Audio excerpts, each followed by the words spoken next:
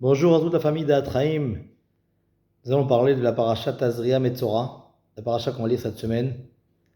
Alors je voulais m'accentuer sur un point. Avant de commencer ce point-là, il faut savoir que la paracha Tazria Metzora, elle est pleine de halachot dont peu de gens connaissent bien leur explication. Il y a la lèpre, ce qu'on appelle la tsarat, ce qu'on traduit la lèpre. Il y a plusieurs sortes de lèpre. Il y a la lèpre sur le corps humain, sur la maison, sur les habits.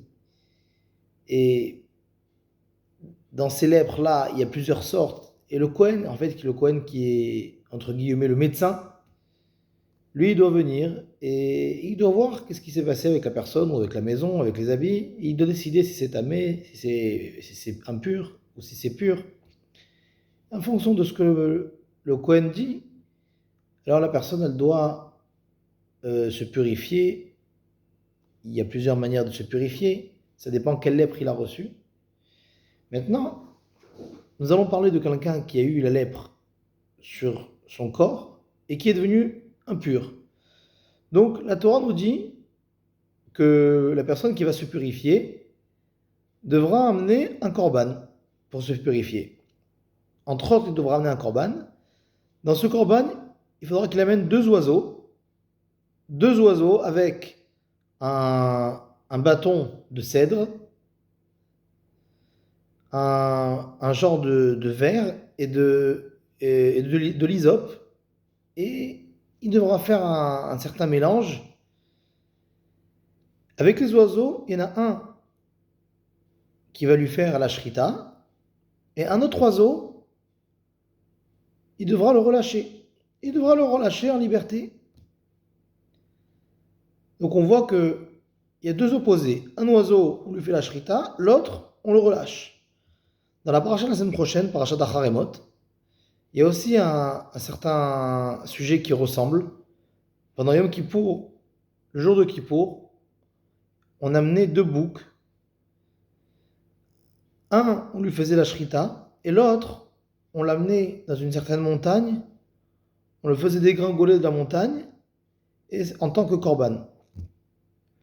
Donc, la même chose, on voit là-bas aussi deux boucs. On leur fait deux choses, deux opposés. Un, on lui fait la shrita sur place, et l'autre, on l'amène au loin, et on le fait dégringoler de la montagne. Donc, pourquoi là, ces deux opposés-là? Pourquoi le processus de la pureté de la personne qui a eu la tsarat, qui a eu la lèpre, devra se passer de cette manière? Alors, il y a un pasouk dans Michelet, dans les proverbes de Shlomo Ameler. Zé leumat asa a Elokim. Hachem a créé deux choses opposées. Des fois, ça peut être une chose qu'Hachem a créée, comme par exemple dans notre cas, Hachem a créé la bouche. À l'intérieur de la bouche, il y a une langue. Avec cette langue, avec cette bouche, on peut les utiliser de deux manières complètement opposées.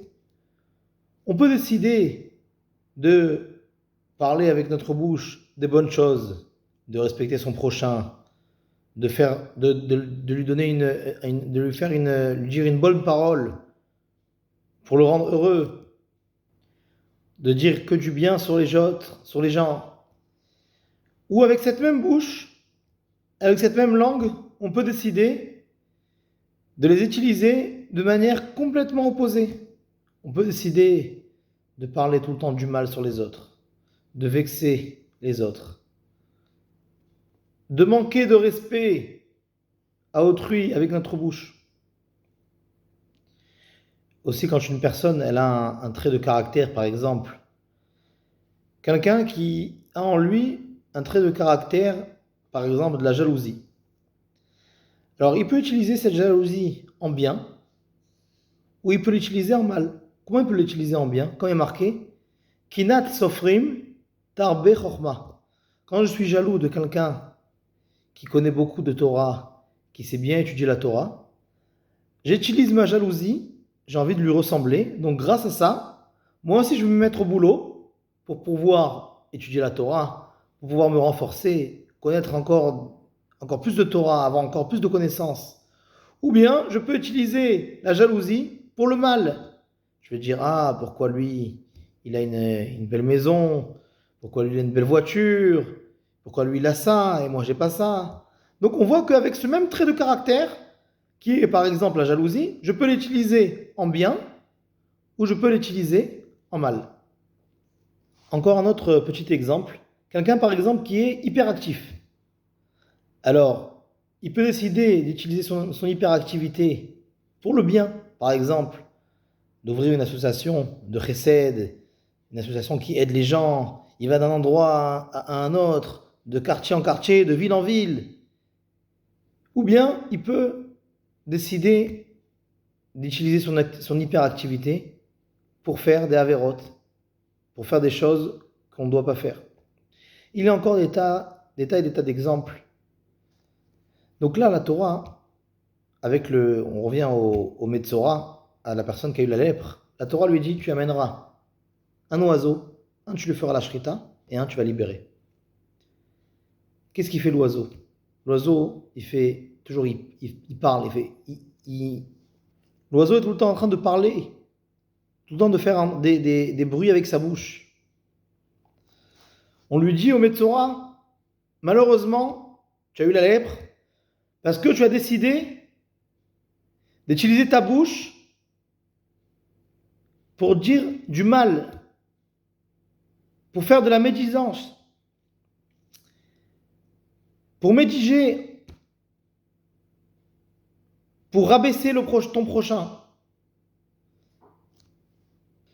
Tu as décidé, avec cette bouche, de prendre un parcours qu'il ne fallait pas prendre. Avec cette même bouche, tu aurais dû parler des choses bien, respecter ton prochain. Avec cette même bouche, tu aurais pu parler de Torah, et tu as décidé de médire. Donc on va te montrer que le parcours que tu as décidé de prendre, de parler mal sur ton prochain avec ta bouche, eh ben, cet oiseau-là, tu devras lui faire la shrita. Ce parcours, il faut lui faire la shrita pour l'anéantir. Par contre, le deuxième parcours, ça représente le deuxième oiseau qui se fait libérer. Donc lui, tout va bien avec cet oiseau-là. Il se fait libérer. Avec ta bouche, tout peut aller très bien. Si tu décides de parler des choses bien, tout ira très bien. Il faut savoir que dans la vie, toujours on sera confronté de pouvoir choisir le bien ou de pouvoir choisir le mal. C'est à nous de choisir le bien et de s'éloigner le plus possible du mal.